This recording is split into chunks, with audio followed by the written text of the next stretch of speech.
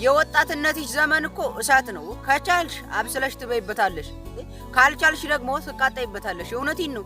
ይሄ ምርጫውም ውሳኔውም አስተሳሰቡም ያንቺ ነው። ልብ በይበት። ጊዜ አንዴ ከሄደ ሄደ ነው፣ አይመለስም። ጊዜ አንዴ አቃጥሎሽ ከሄደ ሄደ ነው። ወደኋላ ምንም አታደርጊም። አይደለም አመታትን ወራትን አንድ ሰከንድ ወደኋላ መመለስ አትችይም። እውነቴን ነው። ሰው አቃጥሎሽ ቢሄድ ይበርዳን በሆነ ነገር መመለስ ይቻላል። ጊዜ አቃጥሎሽ ከሄደ ግን ለጸጸት እንኳን ማይመች ነው። እውነቴን ነው።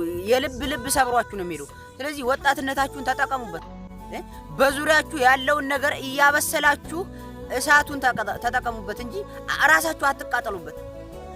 እውነቴን ነው። እዚህ ጋር ዝም ብሎ አሁን በወጣትነታችሁ ትወለወሉና እድሜያችሁ ኤክስፓየርድ ሲያደርግ መሄጃ ታጣላችሁ። ለዚህ እንደ ልጅ የሚያስቃችሁ ወይ ደግሞ እያሳቀ የሚመክር እየተቆጣ በጣም ነው የተመቸኝ። በቃ የኔ አይነት ባህሪ ነው ያለው። በጣም ህፃን ነው እንግዲህ በረሃ ላይ ሆኖ ነው ይሄን ሁላ ቪዲዮ የሚሰራውና ይመቸው። በቃ ታጋይ ስደተኛ ብየውለው ወላይ በጣም ያስቃቸዋል። ቲክቶክ ላይ ብዙ ተከታይ ያለው ወደ 1 ሚሊዮን ገብቷል ተከታዮች። እንደዚህ ነው በቃ ከዚህች በላይ ነው። በዚህች ኮፊታ ነው የሚሰራው ማለት ነው። የሚሰጣት የሚናገራት አማርኛ ትለያለች። ወላይ እስቲ ማትከታተሉ ልጋብዛችሁ። በጣም ምርጥ ልጅ ነው። አስተሳሰቡ በቃ ይትልቅ ሰው ነው። እንደሱ አይደለም የምሬን ነውና ስለ ስደትም ስለ ሀገርም ስለ ሁሉም ነገር በቁጣም አድርጎ በምክርም በቀልድም በቃ አስቂኝ የሆነ ልጅ ነው። ይመቸው ይጨምርልህ ብየውለው የምር በቃ ይሄንን ማድረቅ አለበት። የመዳም ቅመሞች ማሰብ የሚያቆሙት አንድ መናጢ ወንድ ወደ ህይወታቸው ሲገባ ነው። እውነቴን ነው። ከዛ በኋላ ጨጓራቸውም አይፈጭም፣ አይምሯቸውም በትክክል አያስብም፣ ቤተሰብም በውሉ አያወሩም። እውነቴን ነው። ማዲያት በማዲያት ነው የሚሆኑት። እጃቸው የቀራፎ ከወንድ ልጅ የባሰ በረሃ ከሚሰሩት የባሰ ቀርፈፍ ያለ ነው የሚሆኑት። ከዛ በኋላ ነው የምታብደው።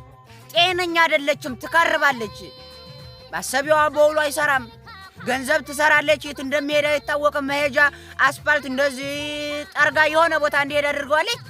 ይደርሳን ደሞዙ ተከታትሎ ይሄዳል። በቃ እብድ ነው የምትሆኑት። ወደ ህይወታችሁ ወድ መግባት የለበትም።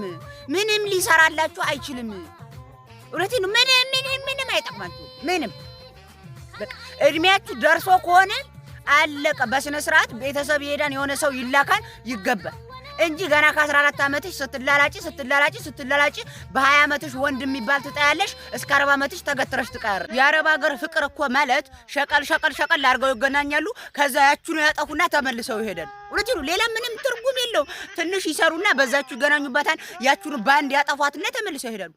እውነቴን ነው። ከዛ ትንሽ ቆየት ብለው ምንቅርቅራቸው ይወጣል። አቶ ብር የት ይምጣ አለቃ አያዳሜ ጋር በማውረስ እውነቴን ነው። ትንሽ ከሰራ አባት ያረ ችግር የለውም እንገናኝ፣ አንተ ባይኖርህም እኔ ስላለኝ አሳሳቢ አይደል ጅል እናትሽ በዛ ቁራሽ እንጀራ በልታ ይዋል። አረ ያገኝም አሁን አንቺ አባትዬ አንተ ባይኖርህም እኔ ጋር ስላለ ገንዘብ አያሳስብህ እንጂ ኋላ በሳምንታችሁም በወራችሁም በስ ብላችሁ ትለያያላችሁ። አቶ ብር ሲቆጠር የለም ጨርሰሽዋን ያዳሜ ግንትር እየበላሽ ከዚህ ውጭ የለም።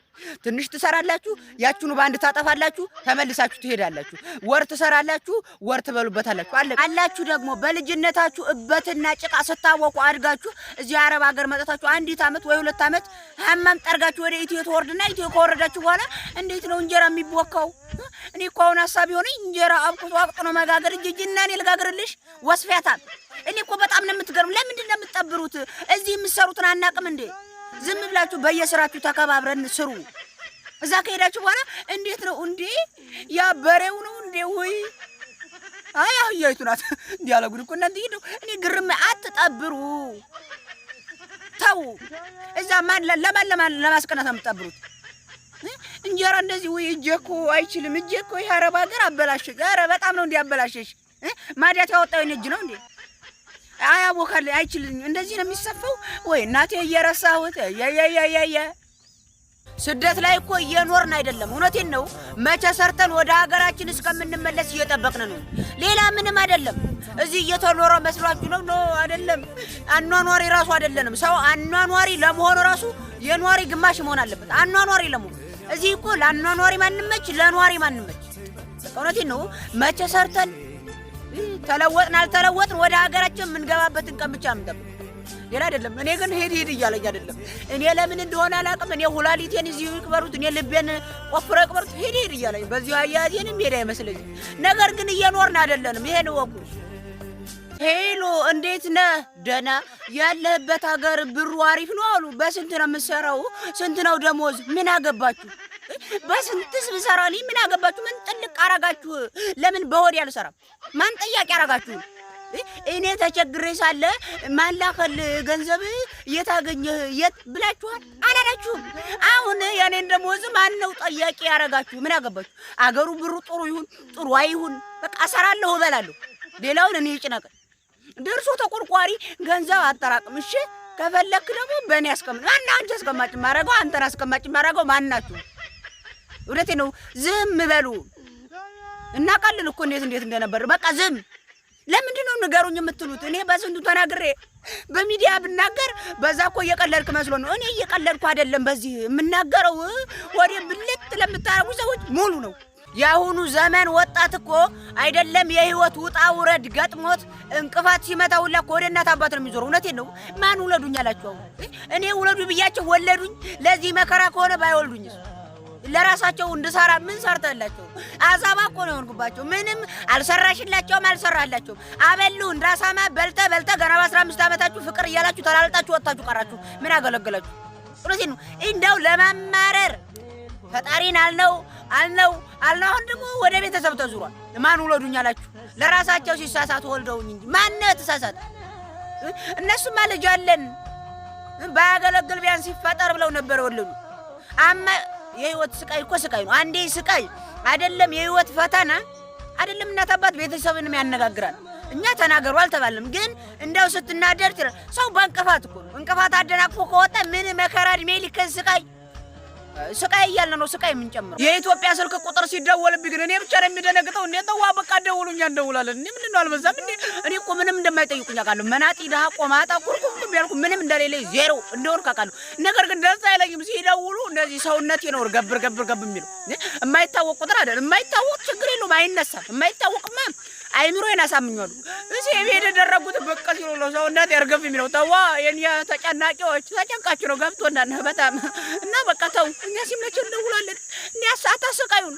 እኛ በተደወለ ቁጥር እኮ ከምትናገሩት ቃላት ገና ስልኩ በቃ ሲል ነው ሰውነት 1 ኪሎ ያርገፍ የሚለው። ተዋ እንከባበር በቃ። እኛ ሲመቸን ቀስ ብለን አንድ ቀን እንደውላለን። የዛኔ ተዘጋጅተን በምን ደቂቃ መውጣት እንዳለብን ሰላም ለማለት ስንት ሰከንድ እንደምትፈጅ እንዴት ናችሁ ማለትስ አለን ደና ምናምን የምትለውን ካልኩሌተር መተተን ስንት ደቂቃ እንደምንጨርስ ያችን አስበን ከዛ ጨርስ ስናደርግ ሌላ እንዳታወሩ ጠቅ አድርገን እንወጣለን። በቃ ይሄ ካልሆነማ እናንተ ስደውሉ ነው ያልቻልኩም አጣው እንደ አልበዛ። እኔና ጓደኛዬ ድሮ ከቃቃ ሚስታችን ነጋ ቁጭ ብለን ለወደፊት ስናድግ ምን ማድረግ አለብን ብለን ስንማከር እኔ 1 ኩንታል ስኳር ገዝቼ መቃም እሱ ደግሞ 1 ሱቅ ሙሉ ብስኩት ገዝቶ ሁሉንም መብላት ነበር ስናድግ አላማችን። አሁን በትንሹም ቢሆን አድርገናል። ግን አስጠላኝ። ሳልቅም 1 ኩንታል ሙሉ ሳልቅም አስጠላኝ። እሱ ግን እስካሁንም እያሰበ ነው። ቆይ ልደግ እንጂ አደክ እኮ ሰው ያትታረስ በሬ ቀንዳታውጣ። እንግዲህ እኔ አሁን ሌላ ማሰብ ጀምሬያለሁ። ያንን አፋርሻል ነቴን ቁጭ እንላለን። የቃቃ ሚስታችን አለ እኔንም ታበላኛለህ ትላለች ሚስቴ። እንዴ አዎ በፍንጃል ሰጥሻለሁ እላለሁ ለሚስቴ። ኩንታሉ ሙሉ ገዛለሁ ነው ቀሜ ጨርሳለሁ። እሱ ደግሞ ብስኩቱን እንደው ሱቄን ሞለት ታረጋለሁኝ በልቼ ጨርሰዋለሁ ይላል። አሳማ ሁላ እንደው ከመብላት ውጭ ማናስብ። ጨረቃን ተመልከቷት። እውነቴን ነው። በአንድ ቀን ሙሉ አትሆንም። መታገስ አለባችሁ። ሙሉ ለመሆን ጊዜ ይፈጃል። ይሄ ማወቅ መቻል አለባችሁ። ሲጀመር ቀልጠፍጠፍ ብሎ የሚደርስ ነገር ቀልጠፍጠፍ ብሎ የሚመጣ ነገር የሰይጣን እጅ አለበት። የእናንተ ልፋት አይደለም። ሙሉ ለመሆን ከጊዜ ወደ ጊዜ የተሻሻላችሁ ከአንድ ጎዶሎ በቃ እየጨመራችሁ እየሞላችሁ ነው እንጂ የምትሄዱት ይሄ ባንዴ ዝም ብሎ ካልደረሱ ሩጭ ሄጄ ዘፍቅ ካላልኩ አይባልም። መረጋጋት አለባችሁ። ጨረቃም ግማሽ ሆናም ታበራለች፣ ሙሉ ሆናም ታበራለች። ድምቀቷ ቢለይ